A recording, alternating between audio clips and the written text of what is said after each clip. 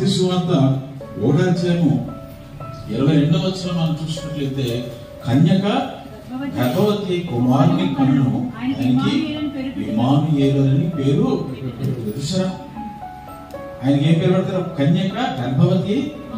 నిజంగా చాలా మరి మర్మముతో కూడినటువంటి అంశము, మర్మముతో కూడినటువంటి ఉద్దేశము. దేవుడు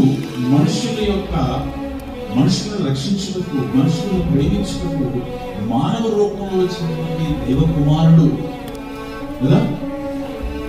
అందుకని వేమన గారు అన్నారు, మనకు తెలియజేసిన చిత్రం ఎంత గొప్పది, మహిమను కన్నది చిన్నది కుమారుడిని, తండ్రి లేని కుమారుడు దాత్రినేయుడు స్వదామిరామ వినబడేమో.